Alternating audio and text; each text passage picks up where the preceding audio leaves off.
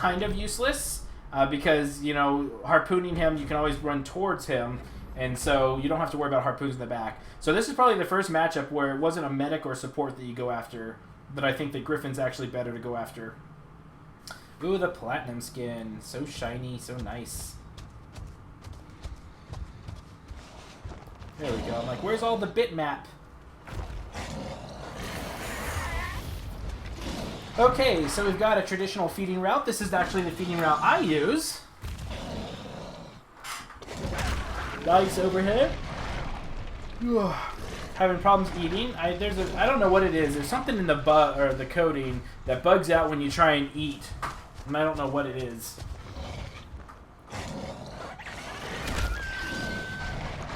Going after the spotter, that's very interesting. I don't think that going after the 1 meat, I think that a slight detour going straight towards this 2 meat over here is way better than putting footprints over here.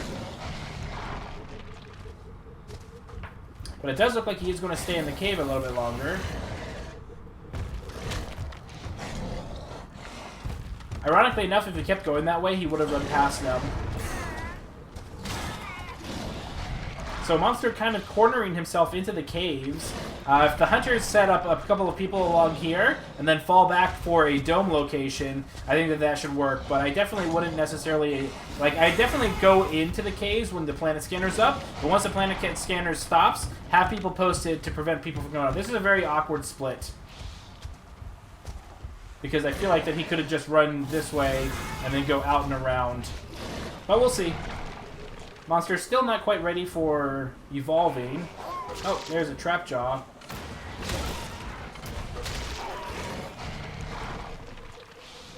Okay, and there's the assault coming to check things out. Monster going to sneak by. Oh, and this is going to be out. This is why you don't want to group up, because it's very, very easy for him to juke out. And he just got a free stage 2. Especially when there's a huge network like this cave network, you need to have people split up at the exits. Wait for the planet scanner, then move in to like a secondary position. Wait for the planet scanner, and then move in. Until then, cover all the exits, and then just dome when he tries to run past you. But you don't want to be grouped up like that, because that's going to make it really easy for him to get away.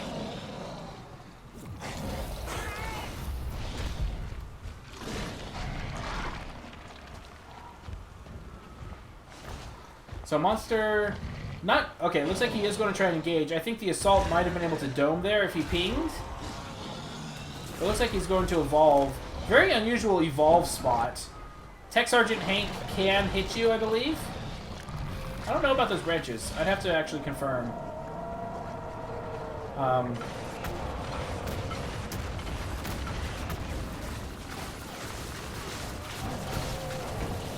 There we go. 2 rock, 2 leap, 2 charge. Same build that I used while I was playing Goliath. And let's see what the monster can do. Now remember, the monster... Oh, monster going straight after the support.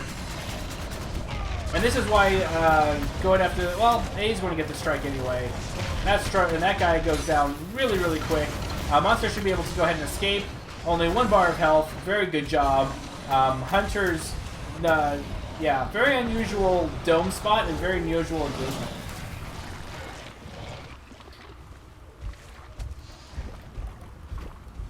So Monster heading back to the caves. Might be going for the Blitz Leopard perk.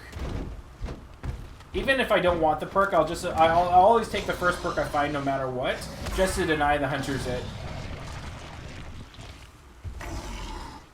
So Hunter's still, these two really close together. You don't need to be that close. You can be spread out about 15-20 meters. Have one person here, and that way he can't sneak past underground here. Oh, looks like the monster's location of choice, the cave network.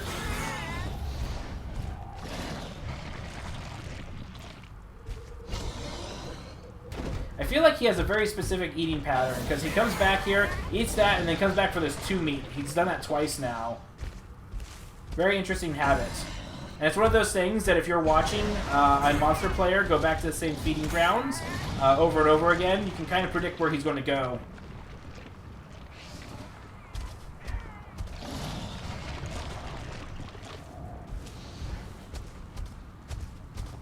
So all the hunters are gathered right here. Again, the monster can back out the way he came, and scoot right on past. Way too grouped up, especially in the caves. Very easy to lose the monster in the caves. Yep, and they're just going to run past. Josie might be able to get it here. Oh, here comes the assault. There should be a dome. Oof. Just watch your exits and wait for the scanner.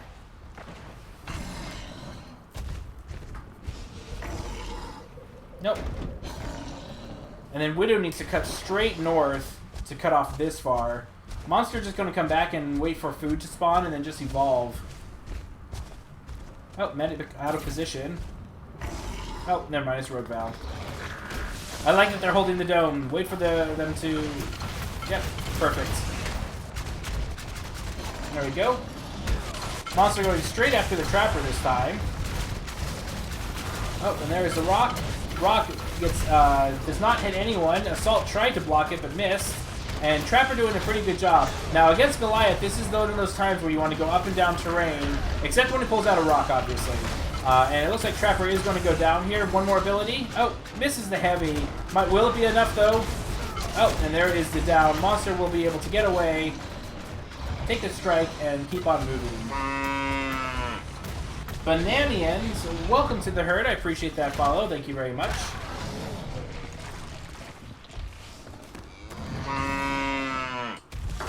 And Cookie Monster Stream, welcome.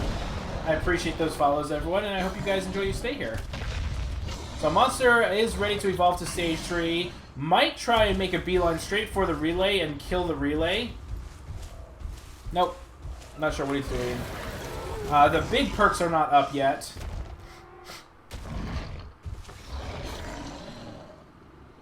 I can't believe I wasn't following. It's okay. We all make mistakes.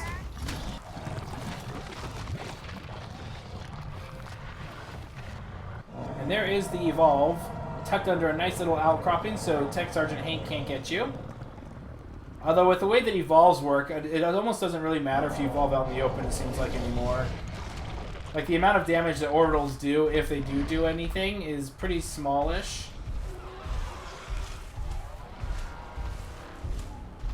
Oh, once you see that shield up, that means you know that the hunters are nearby. There we go. Assault using up, or Trapper using up a lot of jetpack there. And there comes the orbital. I like the Assault popping the shield a little on the early side. Nice harpoon by Griffin. Really well done. Support about to get just completely trounced here. Again, Griffin doing a good job with those harpoons. Oh, and it looks like there goes down support. And permanent health damage time. I like that they're waiting for the dome, or they're not, yeah. That they're not throwing the dome. Monster trying to go after Trapper right now. And what I would do, I'd never pick up somebody off the ground. The medic can heal, especially with the Rogue Val, better than anyone can pick up. And picking up just means the monster is going to be able to see you a lot easier. So Assault might go down now. I think his personal shield should be up pretty soon. And there is the personal shield. He's going to take a little bit of damage, but Val, I was about to say Val. Val should be able to keep him up. Monster decides to go after the Trapper for a little bit. Here comes the Rock Throw. And Assault out of shield. And Trapper really down. 2.5 bars. Does not look like that they're going to be able to survive for the entire minute. We'll see. Monster going away. I would probably dome just to make him waste time. And to keep him away from this damage perk that's going to be up in about 30 seconds. Oh, it's already up. So now the monster's going to have the damage increase perk. And if he gets back into combat, they will have one less person. They will not have their support.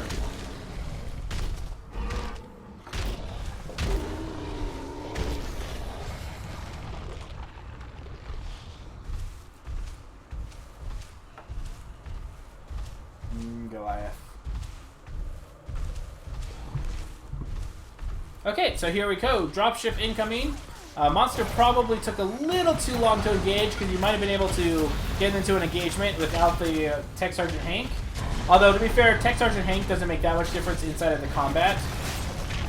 Oh, and there's the Assault. Assault popped his shield way too late. It's far away from the medic, and it's probably going to go down here regardless. Really bad positioning on Vex's point.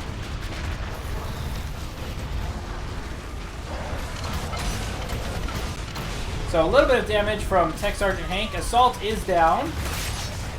Focusing the medic. Misses. Nice harpooning by Griffin here. Does end up putting a target right on his back, but that's normally what Griffin does against Griffin or Goliath. Assault back up. And there is the rock throw. Louis about to go down. Popped his shield, but looks like one more ability. Oh, that charge is going to connect, and then a rock, and then a leap. There we go. Down with support. So that will stop the dropship timer. Vex will probably need to pop his personal shield pretty soon again. Looks like they're hovering in the air and avoiding damage that way. Nice rock dodge by Josie there. And it does look like that they are using the ability to stay in the air for a long time. Down goes Trapper. So now it's just Assault and Medic. To survive for a minute and 45, that's going to take a lot of roaching skill right now. And right now, I don't think that they're going to be able to do it. If both the Assault and Medic does get hit by the rock, there's the personal shield. The Assault a little further out from Rogue Val. Rogue Val could be a little bit closer just to get a little bit extra healing. But Assault is going to go down. Gets down by the Mammoth Bird, I believe. And let's see what happens. If Rogue Val can go ahead and just walk and stay... Nope, there's the pounce. GG. I think that, remember, with positioning, you need to go up and down terrain a lot more, or stay in the air as well. But you definitely don't want to be on the low ground. There was a lot of combat going on in the low ground that was getting taken care of.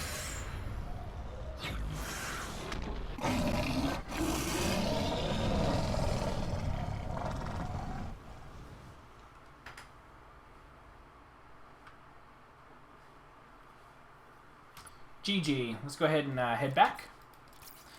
Cookie, no, definitely stay in the chat. And when I call for people out, I always take new considerations in. Absolutely. This is not the Tinkerbell strategy. The Tinkerbell strategy is where they're up in the air for about 20 seconds or so. Okay, so first with the monster, really good feeding path. You did go after a couple one-meets. Like the biggest one was when you went towards the caves and you went to get the loud guy. Holy cow, I can't think.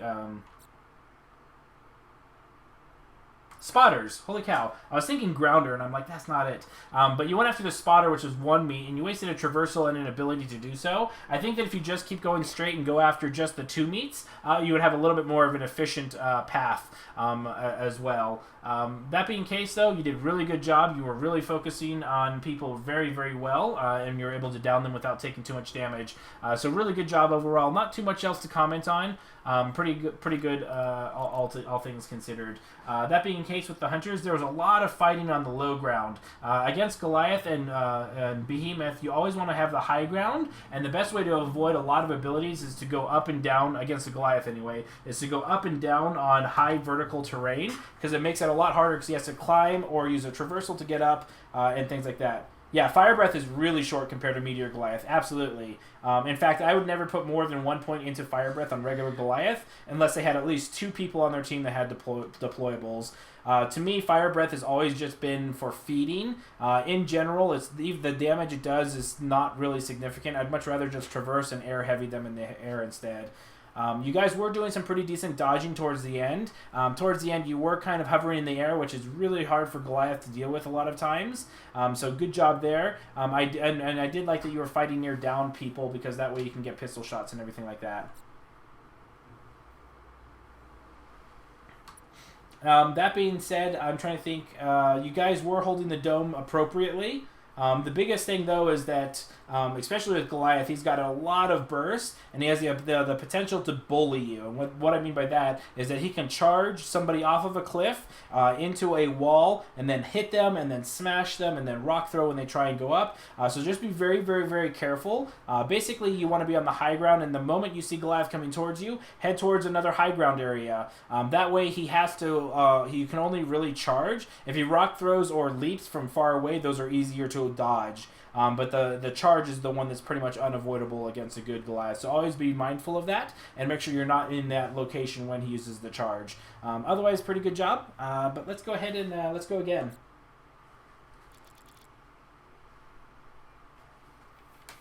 You a Rogue Val? The only thing I probably would have said is that when somebody gets downed, you can go... Yeah, there wasn't much to talk about because you didn't focus the medic, which is correct.